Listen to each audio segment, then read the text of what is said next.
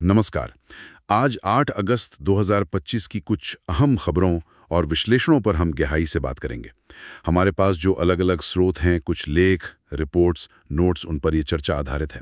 कोशिश यही है कि इन सब से जो ज़रूरी बातें हैं, जो समझ है, वो निकल कर आए। तो चलिए शुरू करते हैं, देखते हैं आज क्या कुछ खास चल रहा है दुनिया में। सबसे पहले भारत के इतिहास से जुड़ा एक अहम दिन। आज 8 अगस्त बाद भारत छोड़ो आंदोलन दिवस। इसे याद किया गया। 1942 का वो दिन है ना, जब आज़ादी की लड़ाई में एक बहुत बड़ा मोड़ आया था। जी हाँ, बिल्कुल। और जैसा कुछ ऐतिहासिक विश्लेषणों में भी है, इस दिन को याद करना सिर्फ अतीत को याद करना नहीं है। मतलब ये आज भी वो राष्ट्रीय एकता और संकल्प की ज़रूरत को दिखाता है। इतिहास से अब आते हैं आज के अंतर्राष्ट्रीय खेल मंच पर। चीन का शहर है चिंगदू। वहाँ 12वें वर्ल्ड गेम्स 2025 शुरू हो गए हैं। भारत की भी टीम गई है। 17 सदस्य हैं। 5 अलग-अलग खेलों में हिस्सा ले रहे हैं।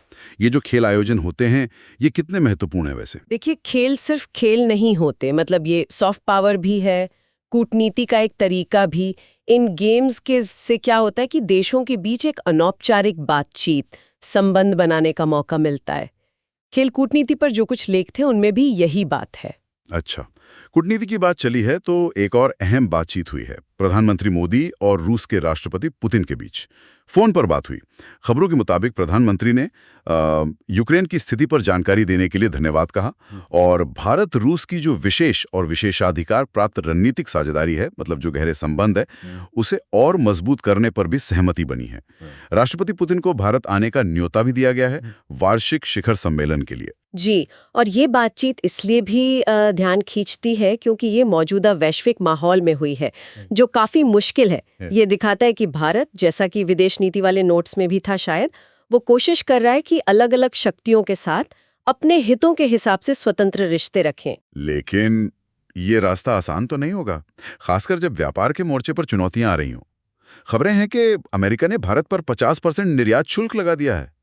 कुछ रिपोर्ट्स इसे टैरिफ टेंट्रम कह रही हैं। ये किन चीजों पर असर डालेगा, क्या लगता है? हाँ, टैरिफ टेंट्रम। देखिए, इस तरह के जो टैरिफ हैं, शायद स्टील और एल्यूमिनियम जैसे क्षेत्र निशाने पर हों। जैसा आर्थिक विश्लेषण कह रहे हैं, ये द्विपक्षीय व्यापार को तो सीधा नुकसान पहुंचा सकते हैं। इससे भारत अमेरिका रिश्तों में एक नई मुश्किल आ सकती है। और इसी से जुड़ी एक और बात है, एक आंकड़ा। अगर भारत किसी वजह से रूस से तेल लेना बंद कर दे, तो एक अनुमान है कि सालाना जो ईंधन का बिल है, वो करीब $12 बिलियन बढ़ सकता है। ओहो, मतलब एक तरफ अमेरिका जैसा बड़ा व्यापारिक साझेदार, उसके साथ तनाव, और दूसरी तरफ रूस से ऊर्जा की जरूरत। यह संतुलन तो बड़ा मुश्किल लग रहा है। बिल्कुल, बिल्कुल। और यही तो दिखाता है कि विदेश नीति, ऊर्जा सुरक्षा, आर्थिक हित, ये सब कैसे आपस में गुंथे हुए हैं। एक जगह कोई फैसला होता है तो उसका असर कई और जगहों पर पड़ता है। अब जरा देश के अंदर की कुछ खबरों पर आते हैं, खासकर जो छात्र परीक्षाओं की तैयारी कर रहे हैं। एसएससी सीजीएल 2025 परीक्षा ये 13 अगस्त को होनी थी, लेकिन अब ये सितंबर के पहले हफ्ते में होगी। और एक और चीज, ओटीआर यानी वन टाइम रजिस्ट्रेशन, वो जो एक सेंट्रल रजिस्ट्रेशन सिस्टम भर्तियों के लिए, उसमें सुधार करने का एक और मौका शायद अगस्त के बीच में मिल सकता है। जी, परीक्षाओं की तारीखों में बदलाव तो लाखों उम्मीदवारों की योजनाओं पर सीधा असर डालता है, ये तो है। और ओटीआर में सुधार का मौका देना, जैसा कुछ नोट्स में भी था, प्रशासनिक सुधारों पर, ये शायद प्रक्रिया को थोड़ा और आसान बनाने की कोशिश है। और आखिर में क्षेत्रीय कूटनीति की एक खबर। चीन के विदेश मंत्री हैं वांग यी और भारत के राष्ट्रीय सुरक्षा सलाहकार अजीत डोवाल। इनके बीच 18 अगस्त को नई दिल्ली में सीमा मुद्दे पर बात होनी है।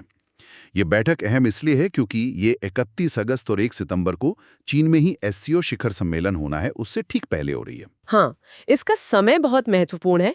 एससीओ जैसे बड़े मंच से ठीक पहले, जहां दोनों देशों के नेता होंगे, उससे ठीक पहले सीमा जैसे सबसे संवेदनशील मुद्दे पर सीधी बात होना, ये दिखाता है कि तनाव तो है, लेकिन बातचीत का रास्ता खुला रखने की कोशिश भी है।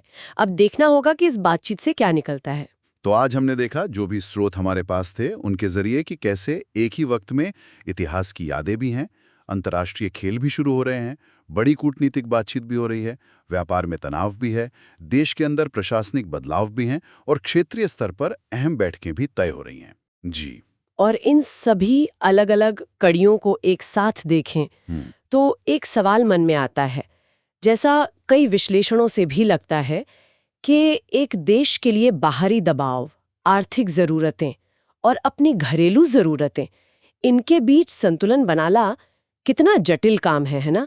और भविष्य में ये अलग-अलग पहलू कूटनीति, अर्थव्यवस्था, सुरक्षा, घरेलू राजनीति एक दूसरे पर कैसे असर डालते रहेंगे, ये सोचने वाली बात है आगे के लिए भी।